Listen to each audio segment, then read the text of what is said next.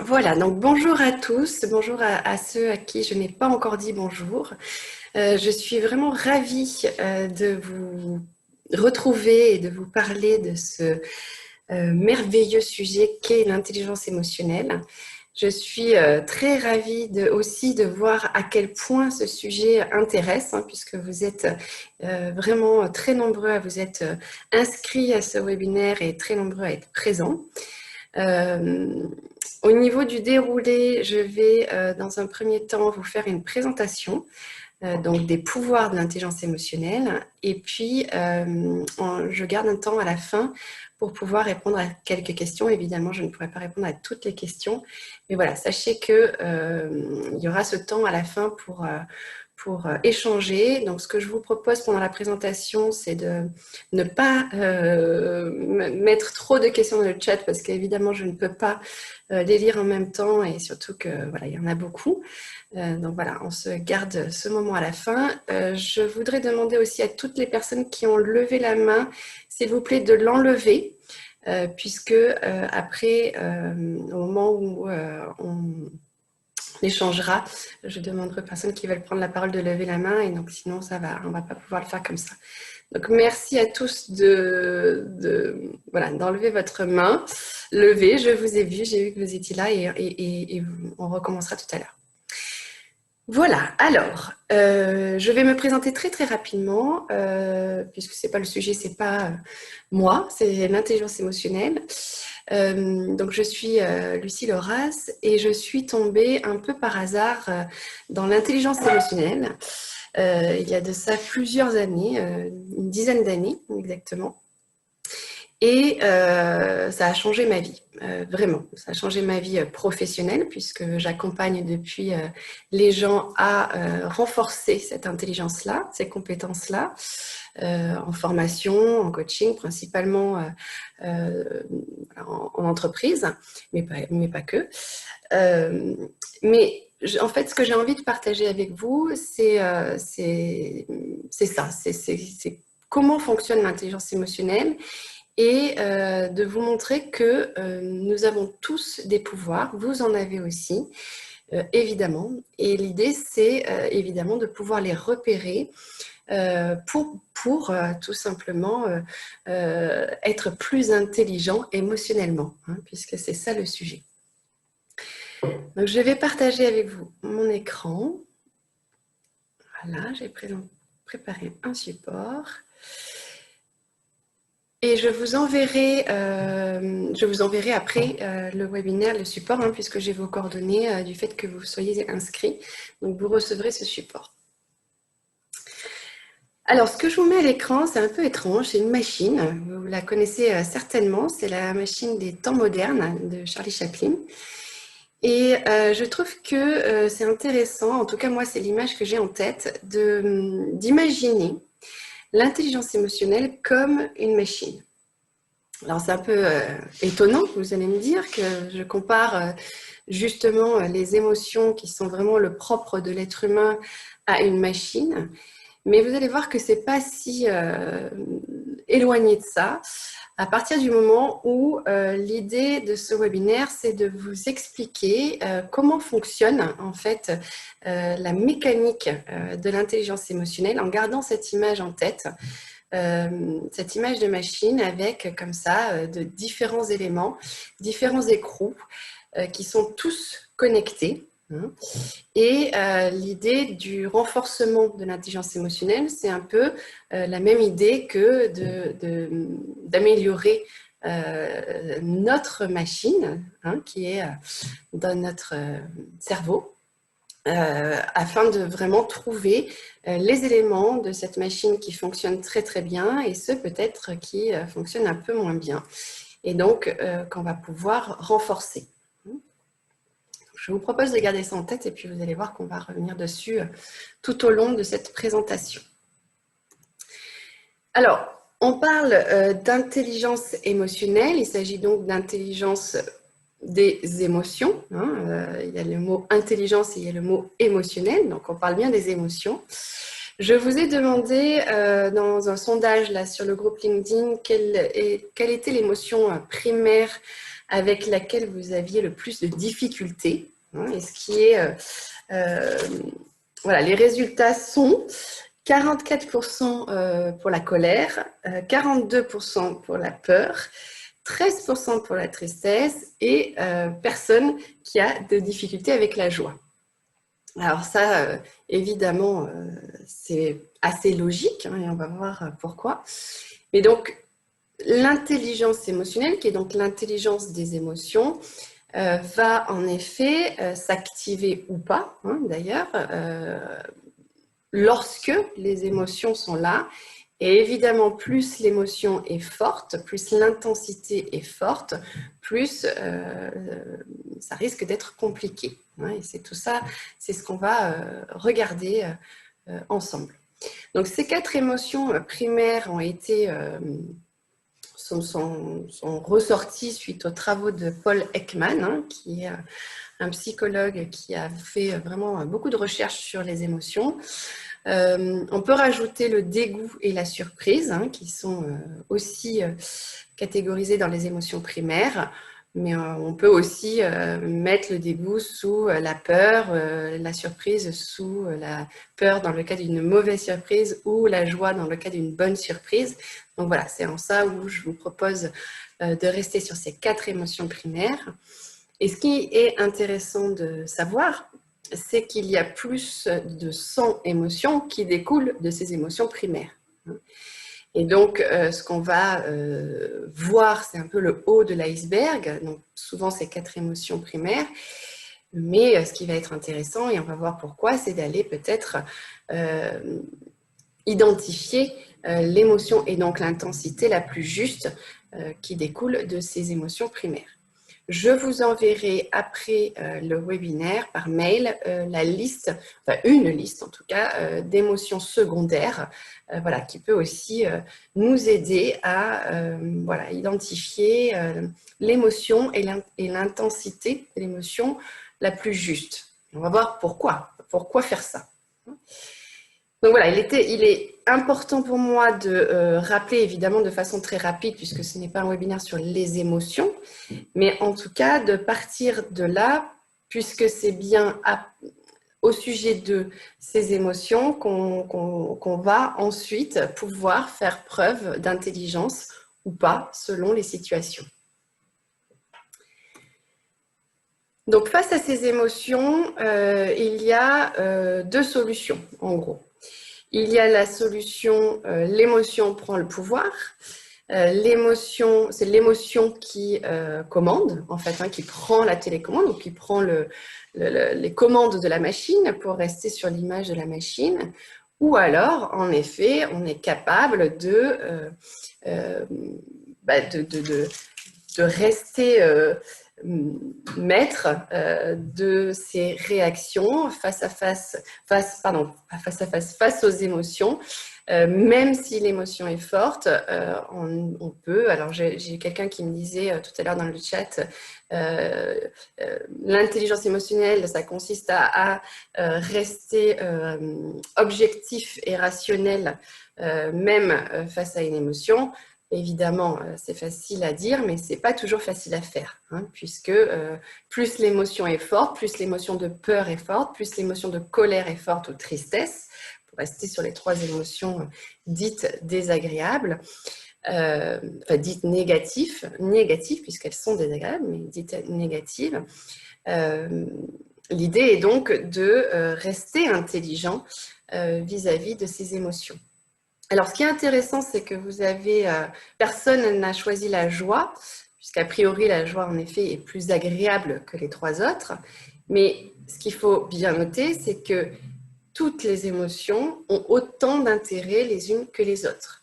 La joie, évidemment, est plus agréable, mais il y a d'ailleurs certaines personnes qui ont aussi des difficultés à gérer la joie. Hein. Donc, personne n'a choisi la joie parce que, évidemment, ça semble plus facile, plus évident. Mais toutes les émotions, toutes les émotions secondaires qui découlent de la peur, de la colère ou de la tristesse ont tout autant d'intérêt, hein, je le répète, que l'émotion de la joie. Donc l'idée de l'intelligence émotionnelle, ce n'est pas de ne plus ressentir d'émotions dites négatives. Alors, je dis dites négatives puisqu'elles ont en fait une fonction positive. Hein. L'idée de l'intelligence émotionnelle, c'est pas ça. L'idée de l'intelligence émotionnelle, c'est de pouvoir, encore une fois, garder les commandes par rapport vis-à-vis de ces émotions. Alors, comme je vous le disais, c'est bien facile à dire, mais beaucoup moins facile à faire, hein, n'est-ce pas? Quand l'émotion est forte, elle est là. Et en fait, l'émotion, elle est là pour nous dire « réagis ». Hein, donc, c'est vraiment ce qu'on partage d'ailleurs avec les animaux. Donc, c'est un petit signal qui se met en place dans le cerveau en disant « attention, danger, réagis, hein, réaction ». Donc l'émotion, d'ailleurs qui vient du latin movere, mouvement, nous amène à réagir, nous demande de réagir. Donc émotion, réaction. Dans certaines situations, c'est très pratique et c'est même très important parce que du coup, la réaction est très rapide, hein, émotion, réaction, immédiat, et donc en effet, on peut se sortir comme ça de situations très compliquées ou très dangereuses. Sauf que ce n'est pas toujours nécessaire, n'est-ce pas, de laisser les réactions automatiques, donc de se mettre en mode automatique, hein, puisque si émotion, réaction, ça veut bien dire que je suis en mode automatique, donc c'est l'émotion qui a la télécommande. L'idée par rapport à cette émotion, c'est d'abord de stopper dans le sens je m'arrête, pour pouvoir en effet ensuite décider de l'action et non pas de la réaction que je vais mettre en place par rapport à cette émotion. Donc vous voyez la différence, il y a une situation où c'est l'émotion réaction et il y a un autre cas où c'est émotion, stop, réflexion, décision et action. Et évidemment, on va s'intéresser là à cette partie-là. Les émotions sont en fait des alliés, sont des informations qui sont très très importantes et l'idée c'est donc de les comprendre, de les accueillir, hein, ça c'est toute la partie stop, relax, hein, en fait stop, je m'arrête, relax dans le sens je régule, hein, je régule peut-être aussi l'intensité de l'émotion en prenant en effet de la hauteur, en regardant peut-être la situation avec plus d'objectivité. Hein, c'est là où en effet l'objectivité arrive. Et puis ensuite, qu'est-ce que je décide de faire pour avancer, pour voilà, peut-être se libérer de cette émotion ou en tout cas, je l'utilise pour réagir de façon constructive et efficace. Et c'est là où l'intelligence émotionnelle arrive et que je vais donc vous présenter les pouvoirs de l'intelligence émotionnelle. Donc, ce que vous voyez à l'écran, c'est une illustration de l'intelligence émotionnelle. Donc, vous voyez, je vous ai montré tout à l'heure la machine des temps modernes. Là, en fait, on pourrait imaginer que c'est cette machine-là.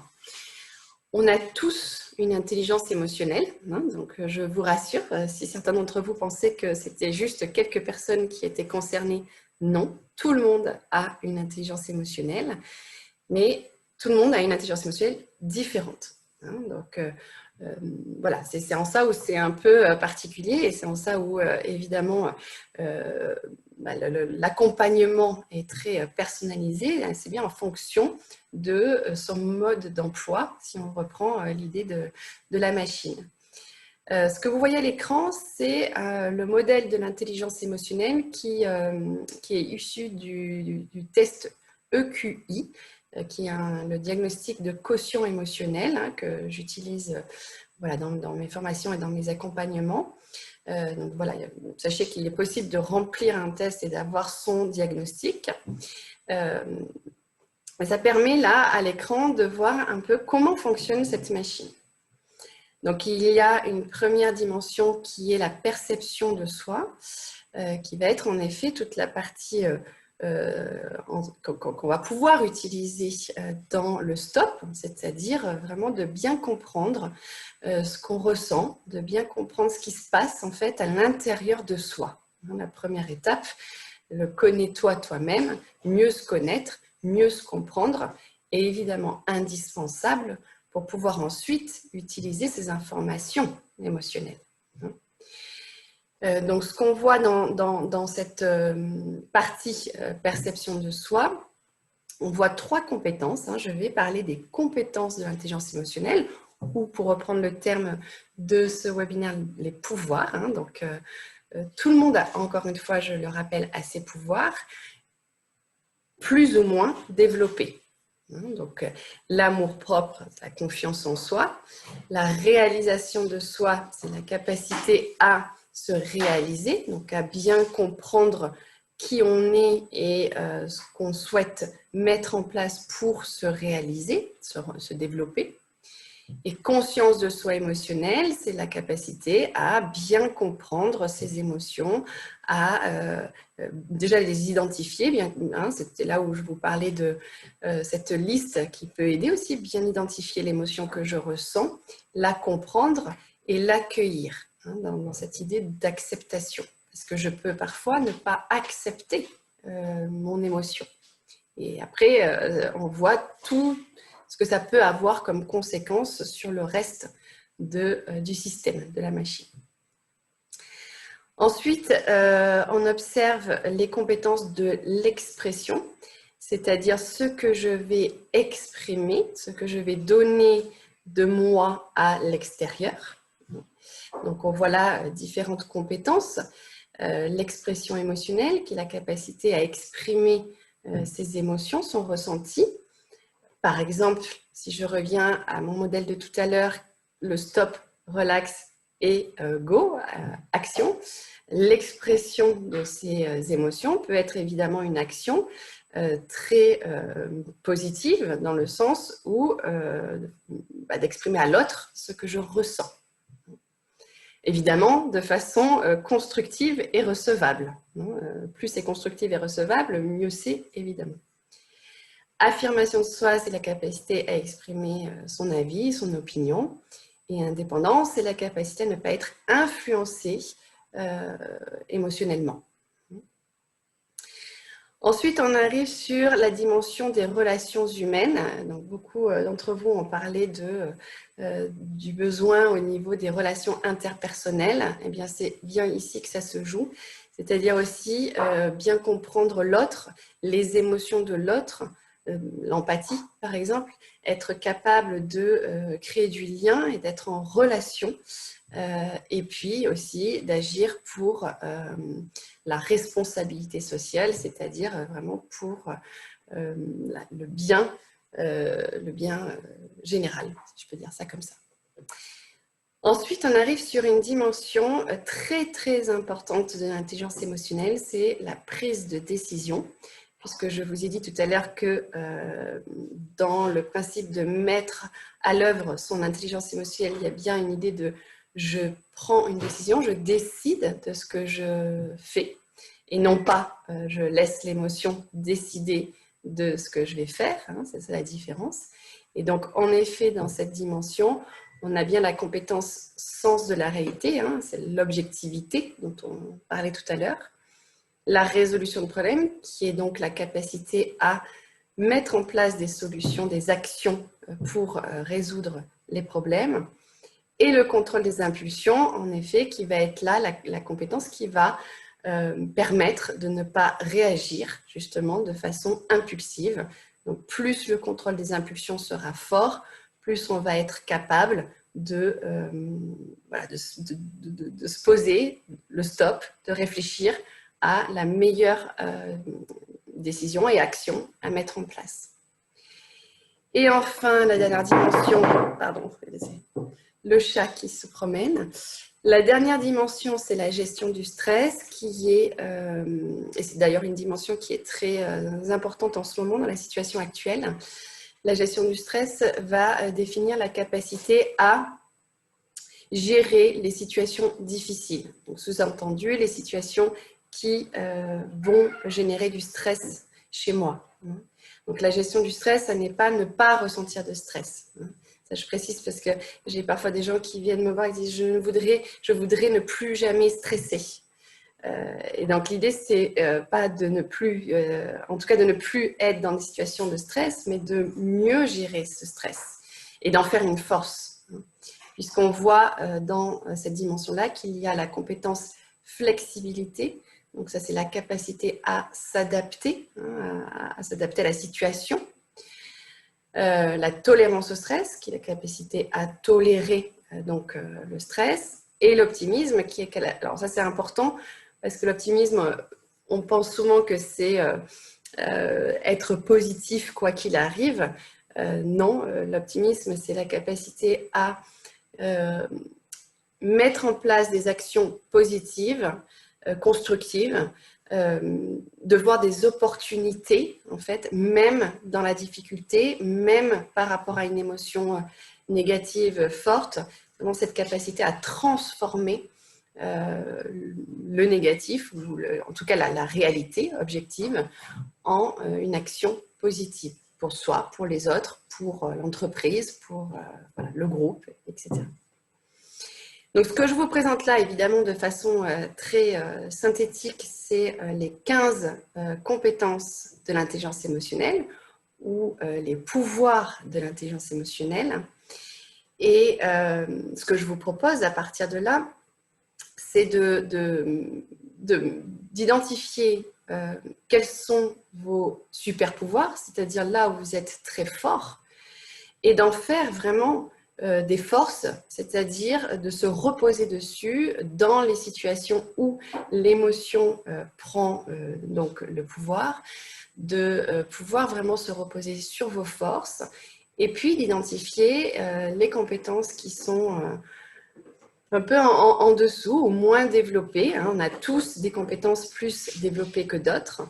Et l'idée, évidemment, du renforcement de l'intelligence émotionnelle, c'est de pouvoir identifier les points sur lesquels je vais pouvoir mettre de l'énergie pour mieux vivre la situation, pour la situation des émotions, et donc la situation. Et ce qu'on voit, c'est qu'il y a vraiment cette roue où tout est connecté. Et en effet, là, je rejoins mon image de tout à l'heure de la machine des temps modernes. Chaque écrou étant une compétence, c'est vraiment de repérer là où on va mettre l'énergie, le focus. Alors, ça ne se fait pas tout seul, c'est pas magique. Donc, ça demande de l'énergie, de se dire, tiens là, quelle est la compétence, quel est le pouvoir que j'ai envie d'utiliser dans cette situation pour mieux gérer mon émotion, pour garder le pouvoir et puis pour mettre en place des actions peut-être plus efficaces que celles mises en place jusqu'à maintenant. Alors, j'essaye de regarder vos... Je vois qu'il y a beaucoup de... j'arrive pas à voir. Alors, je vais revenir avec vous 2 secondes. Voilà. Voilà, donc je reviens avec vous. Je vais continuer après ma présentation, mais ça me permet de pouvoir regarder un peu. Je vois qu'il y a beaucoup de questions. Alors, bonjour. L'intelligence émotionnelle peut faire appel à l'intelligence situationnelle pour mettre en œuvre l'émotion et par prolongement l'action, adaptée à la situation de la personne avec qui nous interagissons. Bien sûr, c'est ce qu'on vient de voir, me semble-t-il. Évidemment, chaque situation, donc il y a une situation, un stimulus qui va générer une émotion chez moi. Je vous rappelle, première étape indispensable, c'est de bien comprendre cette émotion. Sans ça, c'est impossible d'aller dans la suite du process parce que pour décider de la meilleure action à mettre en place, je dois d'abord bien identifier cette émotion qui me traverse, pourquoi elle est là, pourquoi je ressens cette émotion. Et puis ensuite, en effet, de décider de la meilleure action, l'action qui me semble la plus efficace, soit en stratégie de régulation, si c'est à l'intérieur de moi que ça se joue, ou au niveau de l'expression, encore une fois, peut-être que c'est intéressant d'exprimer son émotion à l'autre, je le répète de façon constructive, ou peut-être vraiment de mettre en place une solution à la problématique, peut-être de faire preuve de plus d'optimisme, etc., etc. Donc Leslie vous a en effet mis le lien qui vous permet d'avoir la définition de chaque compétence, évidemment, pour aller plus loin sur chacune de ces compétences. Vous avez le lien dans le chat. Comment faire pour éviter que ces émotions négatives prennent le dessus sur la vie quotidienne? Se juger trop sévèrement soi-même. Bah déjà, première étape, je le répète, c'est de bien comprendre ces émotions négatives dont vous parlez, Emma. Quelles sont-elles? Et je vous rappelle que je vous enverrai la liste, donc vous allez voir que peut-être que de bien cibler l'émotion la plus juste va déjà permettre de mieux la comprendre. Et de se dire, Emma, qu'elle est là pour une bonne raison. Elle est là parce qu'elle vous dit quelque chose. Les émotions sont des informations importantes, indispensables à prendre en considération. Si l'émotion est là, c'est qu'elle a toutes les raisons d'être là. Donc, en effet, se juger trop sévèrement, ce serait de dire mais non, mais tu ne peux pas ressentir ça, ou c'est pas normal, ou c'est pas bien. La question n'est pas là. L'émotion est là. Donc, c'est vraiment dans ce sens-là de l'accueillir. Et après, en effet, de faire de cette émotion une opportunité de décision, de réaction. Qu'est-ce que j'en fais, en fait? Est-ce que je décide de mettre en place un travail personnel, que ce soit en thérapie, que ce soit en coaching, que ce soit en formation, que ce soit en lisant, pour vraiment me libérer de cette émotion, parce que c'est un rapport avec soi, en fait, ou si c'est en rapport avec l'autre, en parler, échanger, l'exprimer, recevoir aussi l'émotion de l'autre, ça c'est dans la partie relations humaines, pour qu'ensemble, on puisse en discuter et puis co-construire des solutions par rapport à cette situation. Donc, soyez bienveillants avec l'émotion, avec vous, et sur l'idée de qu'est-ce que cette émotion me dit, en fait, quel est le message qu'elle m'envoie. Donc, une image que je vous propose aussi, c'est l'image du pilote et du copilote.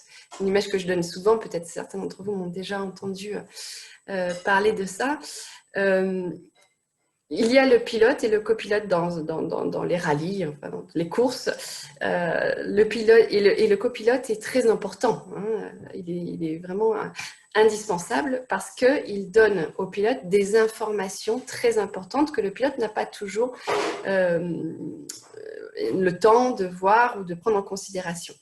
Donc, gardez à l'esprit que vous êtes le pilote et les émotions sont les copilotes. Elles sont là pour vous donner des informations très importantes. Mais ça ne veut pas dire que vous êtes obligé de faire ce qu'elles vous disent. Vous pouvez aussi dire, ok, j'entends que tu me dis qu'il y a un danger là, tu me dis qu'il ne faut pas y aller, mais moi je pense que voilà, ça vaut la peine d'y aller et je prends le risque d'y aller avec cette information-là. Donc en toute conscience. Ou alors, je décide de ne pas y aller parce que j'écoute l'émotion, l'information. Mais vraiment, gardez ça à l'esprit, les émotions sont des informations. Juste pour information aussi, je ne vous ai pas dit, mais les émotions, on en ressent tout le temps, toute la journée, non-stop, même la nuit dans nos rêves.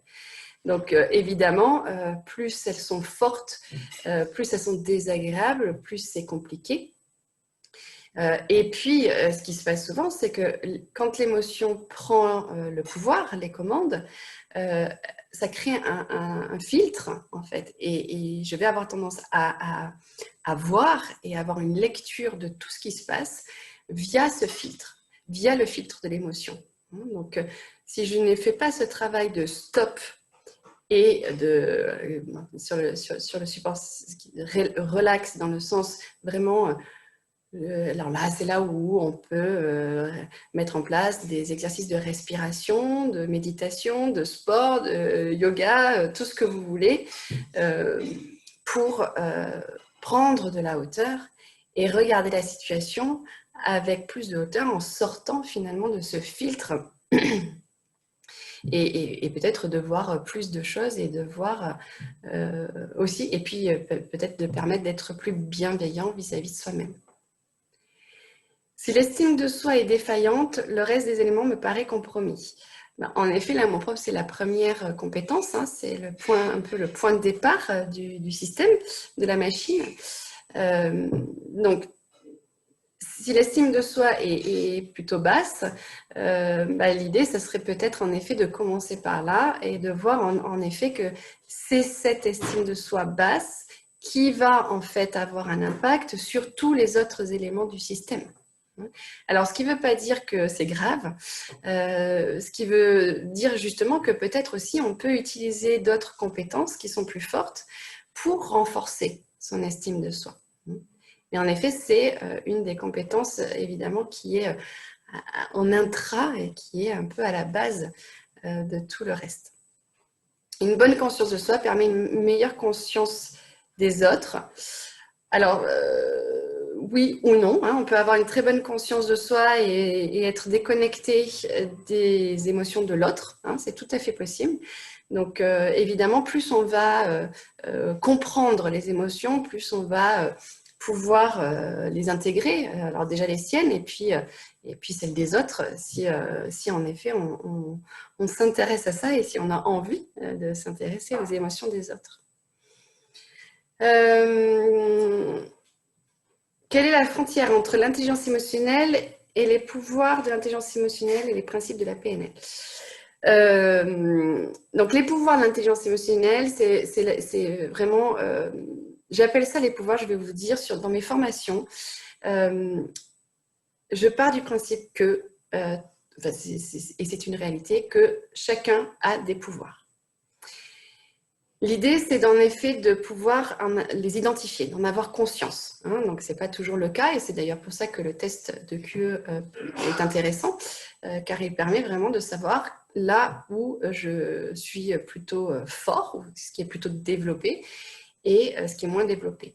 Donc, on va s'intéresser au pouvoir et voir en renforçant son intelligence émotionnelle comment ces pouvoirs peuvent devenir des super pouvoirs, des leviers de renforcement du système global. Comment développer l'intelligence émotionnelle?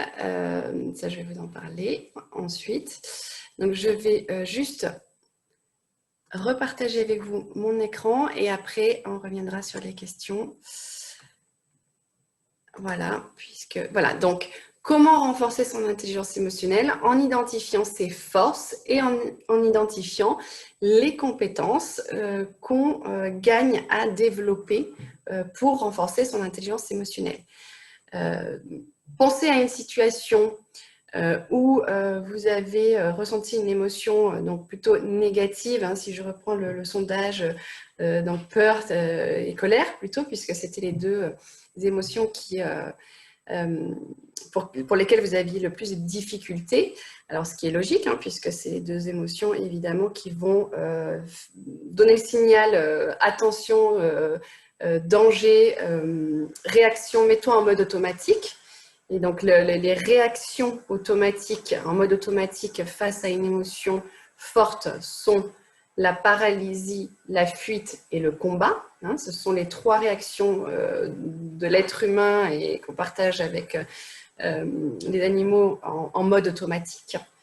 L'idée est donc de se poser, de se dire est-ce que ça ne vaut pas le coup que j'ai une réaction plus intelligente, hein, voilà où arrive l'intelligence émotionnelle et de voir à ce moment-là sur quelle force vous pouvez vous appuyer et quelles sont les compétences que vous pouvez renforcer, développer pour mieux gérer la situation, pour prendre des meilleures décisions, pour rester en lien avec l'autre, dans le cas où ça concerne l'autre, pour mieux se connaître, évidemment. Ensuite, tout dépend des dimensions que vous gagnez à renforcer, hein, puisque je vous rappelle que tout le monde est différent.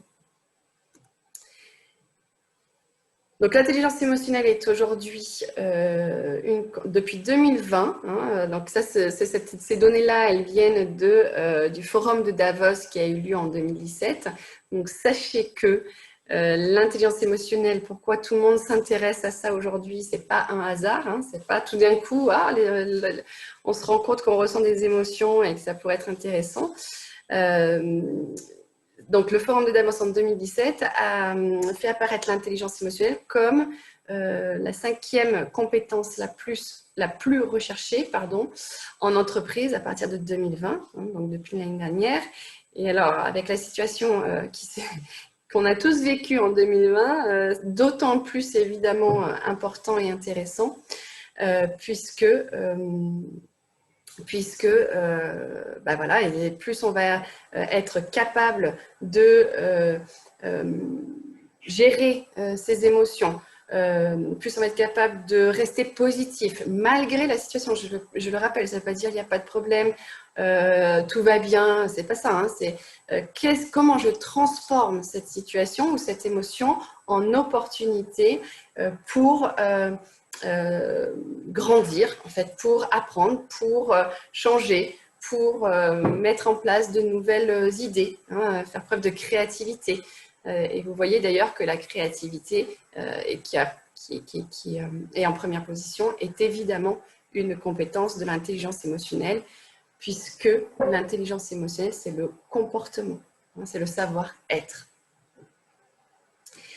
Alors, la question comment renforcer son intelligence émotionnelle, évidemment, il existe tout un tas de façons, hein, que ce soit en coaching, donc ça c'est en individuel, en thérapie, vous avez des tas de supports disponibles, vous avez des livres. Et puis, moi, je vous propose un parcours complet qui vous permet d'avoir, dans un premier temps, donc, votre diagnostic, hein, donc le fameux test dont je vous parlais, qui vous permet d'avoir de façon très précise vos résultats dans chacune des compétences, ce qui va nous donner comme ça un point de départ. Ensuite, il y a une formation en collectif, alors à distance, hein, pour l'instant, en 2 demi-journées. Et ensuite, vous avez tout un parcours digital qui vous permet de vraiment avoir des éléments concrets sur chacune des compétences pour les renforcer, pour bien comprendre de quoi il s'agit et puis pour continuer ce travail de développement. Donc, tout ça, évidemment, je vous enverrai dans le mail pour ceux qui souhaitent aller plus loin et qui sont intéressés. Voilà, donc je vous enverrai ce support où il y a la bibliographie et des propositions de vidéos et de tout un tas de supports à regarder. Voilà, donc je vais maintenant vous donner la parole. Donc, je vois que certaines personnes ont la main levée. Est-ce que vous pouvez lever la main si vous voulez prendre la parole et ne pas la lever si vous ne voulez pas avoir la parole? Voilà, donc j'y vais, je vous donne la main, la parole, pardon. Il faut que vous ouvriez vos micros et je vous écoute. Bonjour Audrey. Bonjour. Bonjour. Oui, alors ma question est la suivante. Comment est-ce qu'on différencie l'intelligence émotionnelle de l'empathie? Est-ce que l'empathie englobe l'intelligence émotionnelle ou c'est plus large? Je ne sais pas. Voilà. Alors, merci Audrey pour cette question. Donc, l'empathie est une des compétences de l'intelligence émotionnelle, hein, qui est dans la... Je vais vous remontrer ça, qui est dans... Hop. Voilà. Qui est dans la dimension... Ah, pardon. Qui est dans la dimension relations humaines. Hein, donc, c'est bien une des 3 compétences de la dimension relations humaines. Donc, c'est vraiment une des compétences, une des 15 compétences de l'intelligence émotionnelle et en effet, qui est très importante puisque c'est un peu ce que je disais tout à l'heure, si si je comprends bien mes émotions, par exemple, hein, si j'ai cette partie perception de soi qui est plutôt développée, mais que par contre j'ai du mal à comprendre ce que l'autre ressent, ce qui est tout à fait possible, bah, ça peut être intéressant dans ces cas-là de développer en effet son empathie pour pouvoir finalement avoir une meilleure compréhension de la situation, puisque je vais la comprendre sous mon prisme, mais aussi sous le prisme de l'autre, hein, qui peut être très différent, évidemment, du mien. Donc, plus on va avoir cette capacité à comprendre et à se mettre à la place de l'autre, plus on va pouvoir, comme ça, avoir toutes les informations par rapport à la situation et non pas uniquement via mon prisme. Est-ce que j'ai répondu, Audrey, à la question? Oui, merci beaucoup. Merci. Ça me donne envie de creuser.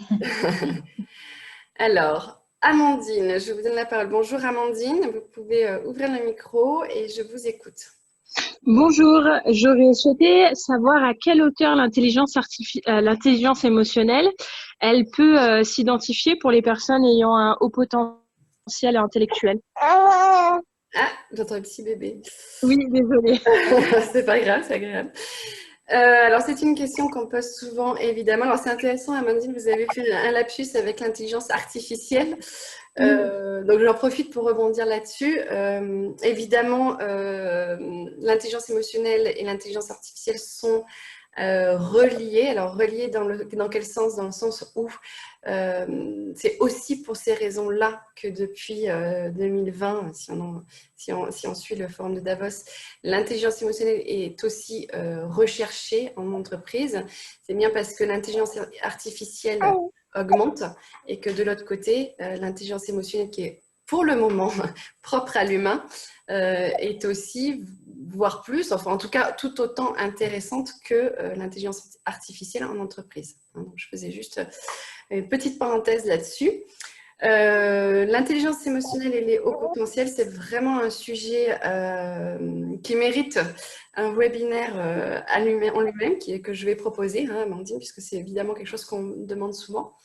Oui, bien sûr, il y a des liens, même si on ne peut pas faire de généralité, hein, ça c'est important, mais il y a des liens très clairement,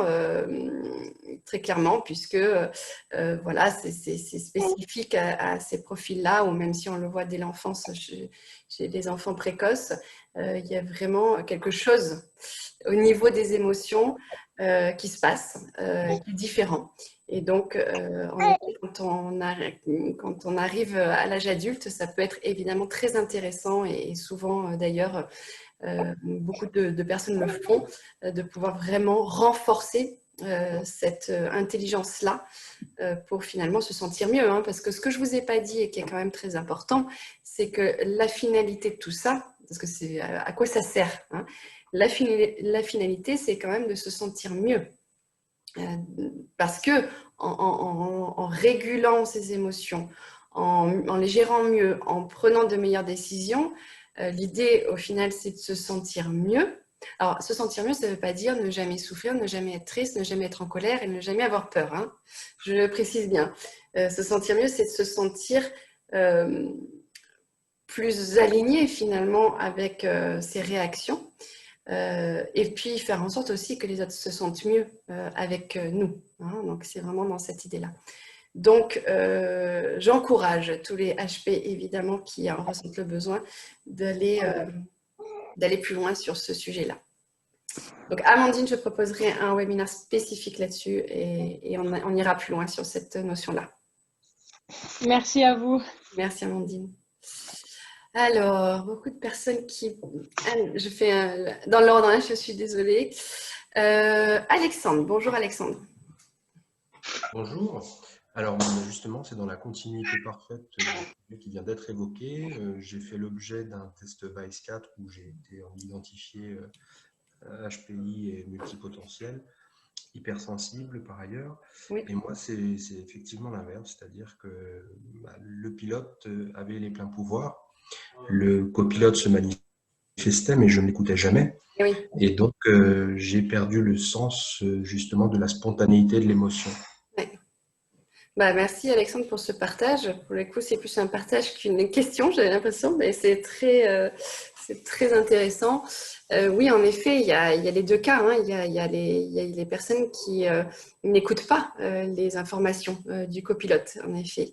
Et moi, j'ai des fois des gens qui viennent me voir, voilà, qui sont dans des situations difficiles, de burn-out ou une situation comme ça. Et en fait, ces personnes se rendent compte qu'en effet, ça fait des années et des années et des années, voire toujours, qui ne se sont jamais intéressés, ou en tout cas n'ont jamais pris en considération ces informations très importantes, puisque ce sont des informations pour pouvoir, encore une fois, je le répète, les utiliser, ces informations-là, en faire quelque chose de constructif.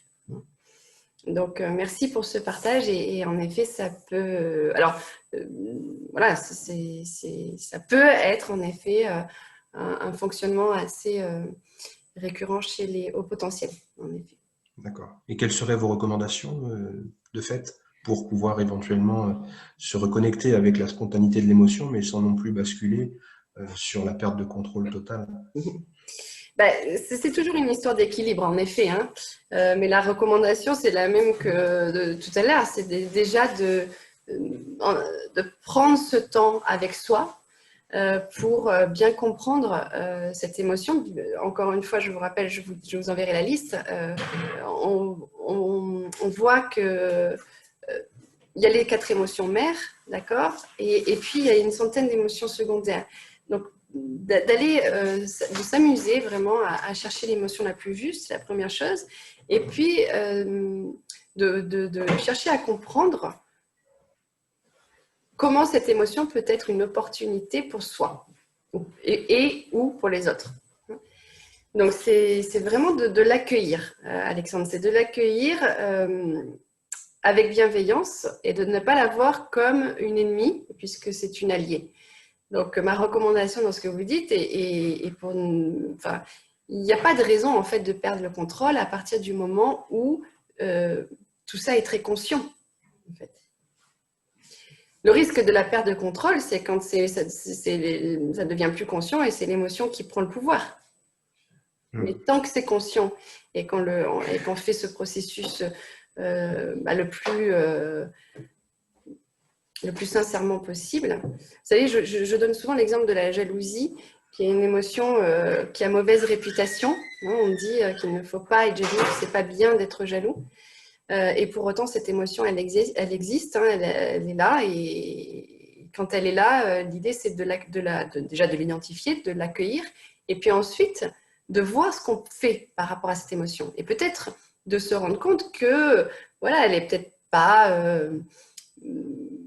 raisonnée. Peut-être qu'il n'y a pas vraiment de raison. Et dans ces cas-là, de se dire, bon, qu'est-ce que je peux faire pour répondre aux besoins qu'il y a derrière l'émotion ? Ou alors, peut-être que l'action, c'est d'en parler, d'exprimer à l'autre. Vous voyez ce que je veux dire ? Dans l'exemple, c'est de ne pas laisser cette jalousie... Je vois jalousie, c'est pas un sentiment plutôt. La jalousie est une émotion. Après, on peut débattre la différence entre émotion et sentiment. Mais en fait, oui, ça peut devenir un sentiment à partir du moment où ça se construit, où c'est construit. C'est ça la différence entre le sentiment et une émotion. Et en effet, si cette jalousie s'installe et transforme tout, dans ces cas-là, c'est là où ça devient un sentiment, dans le sens où je construis le monde au travers de cette émotion-là. Mais en fait, le problème dans les situations dont je vous parle, ce n'est pas l'émotion, c'est ce qui se passe après. C'est-à-dire, si je la garde, si je la laisse, si je ne l'accepte pas, si je la laisse brouiller mon esprit, si je la laisse transformer toutes les situations que j'observe. Hein. Donc, ce n'est jamais l'émotion le problème. Jamais l'émotion n'est le problème. C'est toujours, lorsque problème il y a, c'est toujours ce qui se passe après. C'est-à-dire ce que je vais en faire de cette émotion ou pas, ou si je l'accepte pas, ou si je la vois pas, ou si j'en parle pas. Enfin, c'est les non-actions ou les réactions qui découlent de l'émotion, qui peuvent être des problématiques. Mais ce n'est jamais l'émotion qui est problématique. Très bien, merci beaucoup. Je vous en prie. Bonjour Christine. À vous de prendre la parole. Oui, bonjour. Je me permettais de vous interpeller sur la question suivante. Est-ce que, avant de parler d'intelligence émotionnelle, il ne faudrait pas parler de connaissance des besoins humains et apprentissage de l'identification des besoins humains?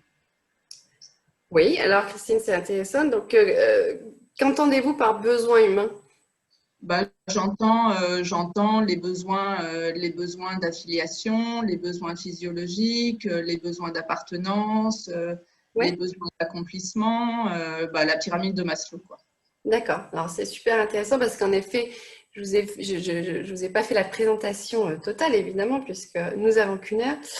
Mais si on revient sur les émotions primaires dites les plus difficiles, hein, si je reprends le sondage, donc peur et colère, en effet, je vous ai dit que c'était là où souvent on adoptait une réaction en pilote automatique, une réaction automatique, et qui en effet va se rapprocher du besoin primaire de survie.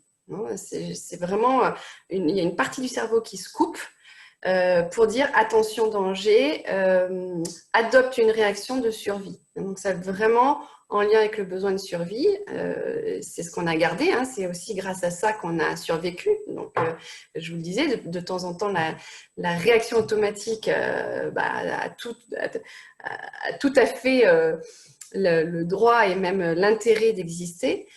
Sauf que dans la vraie vie, justement, si on reprend les besoins, on a souvent ces réactions automatiques alors qu'en fait, on n'est pas vraiment en danger de vie. Et c'est là où l'intelligence émotionnelle en fait apparaît, c'est d'avoir conscience de ce qui est en train de se passer, que l'émotion est en train de prendre le pouvoir et finalement de se questionner et de réfléchir à quelle est la meilleure situation à mettre en place pour répondre aux besoins. Et c'est là, Christine, où je vous rejoins, pour répondre aux besoins qu'il y a en fait derrière l'émotion. Si je redonne mon exemple de tout à l'heure de la jalousie, hein, pour garder cet exemple, donc la jalousie est une émotion qui découle en fait de la peur. Il y a une peur, 3 émotions primaires, la jalousie découle de la peur. Quel est le besoin qu'il y a derrière cette émotion que je ressens? À partir du moment en effet où le besoin est identifié, à moi de réfléchir, est-ce que c'est un rapport avec moi-même et donc je peux répondre à mon besoin? Par exemple, quoi que l'autre fasse, ça ne calme pas ma jalousie, ça veut bien dire qu'il y a quelque chose qui est à mon niveau. Hein, il y a une peur qui est à mon niveau. Si finalement je me rends compte que ça fait des années que ça dure et que quoi que l'autre fasse, je ressens toujours cette jalousie. Donc là, c'est bien un besoin auquel je dois répondre par moi-même. Ou alors, en effet, ça peut être, je peux exprimer à l'autre mon besoin. Alors, peut-être pas en espérant qu'il y réponde, hein, mais il peut y répondre, mais peut-être pas. Mais en tout cas, pour que les choses soient claires, parce que peut-être que lui, il n'a pas conscience et il ne sait pas ce qui est en train de se jouer. Donc, évidemment, les émotions sont reliées aux besoins. Maintenant, pour répondre à votre question, je pense que l'émotion est un signal qui dit « attention, j'ai un besoin ». Et plus on va pouvoir en effet identifier l'émotion et le besoin, donc on va un peu plus loin que juste la présentation sur l'intelligence émotionnelle, alors on va pouvoir mettre en place la stratégie ou l'action la plus adaptée par rapport à l'émotion et aux besoins. Est-ce que j'ai répondu à la question, Christine? Oui, merci. Merci. Alors, Anne. Bonjour Anne. Je vous écoute. Oui, bonjour. Alors, j'ai déjà eu quelques réponses à ma question. Moi, c'était la question que j'avais, c'était la place de l'hypersensibilité, de l'hypersensible face justement à cette intelligence émotionnelle. On a parlé des hauts potentiels, mais l'hypersensible, c'est pareil. Il a quelquefois, je pense, un petit peu de mal avec tout ça. Oui, l'hypersensible a par définition un peu de mal puisqu'il est hypersensible. Maintenant, ce que je vous ai pas dit aussi, c'est que l'intelligence émotionnelle donc se renforce. Hein, c'est vraiment, si on compare d'un côté le QI et le QE, vous savez, on dit on a tant de QI et c'est pour la vie et c'est comme ça et voilà. Le QE, lui, n'est pas figé. Hein. Donc ça, c'est vraiment la bonne nouvelle. Voilà, je vais vous annoncer enfin une bonne nouvelle, c'est que l'intelligence émotionnelle se renforce, ses compétences se renforcent, peuvent se renforcer. Évidemment, je vous le répète, ça ne se fait pas tout seul et ce n'est pas magique, ça demande de l'énergie. C'est pour ça qu'il faut être dans une énergie aussi pour pouvoir mettre en place ces actions. Mais plus évidemment, je vais être... Alors, bon, après, évidemment, en coaching, on va aller, ou en thérapie, on va aller vraiment bien comprendre de quelle hypersensibilité il s'agit, quelle est l'émotion qui va être la plus difficile, etc. Mais on va vraiment creuser cet aspect-là pour ensuite voir qu'est-ce qu'on peut développer, renforcer pour finalement... soit en faire une force de cette hypersensibilité, parce que ça peut être une force, soit peut-être réguler davantage les émotions ou les intensités en prenant conscience, par exemple, que peut-être que l'intensité de mon émotion est très forte, alors qu'avec un peu de recul et de hauteur, je me rends compte que la situation n'est pas propice à cette intensité-là d'émotion. Donc, il y a évidemment un travail à faire derrière, mais ça se travaille, ça se développe. D'accord. Bah, au moins une note d'optimisme. On peut travailler sur son intelligence émotionnelle et ça, c'est top. Merci beaucoup. Merci, Anne. Bonjour, Sophie. Je vous écoute. Sophie? Non, pas de Sophie? Ok. Alors, Thierry. Bonjour, Thierry. Il faut penser à ouvrir vos micros si vous voulez parler.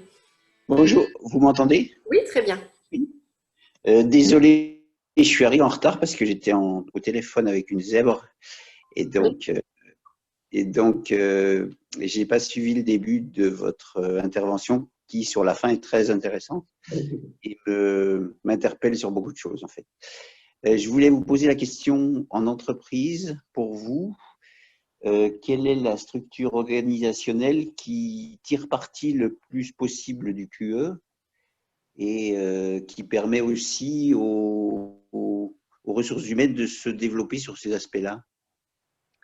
Alors, je ne sais pas si je suis clair. Je ne suis pas sûre de comprendre la question. Vous voulez dire quel est le… En fait, moi, je travaille sur des problèmes de réorganisation et de transformation vers du numérique, entre autres. D'accord.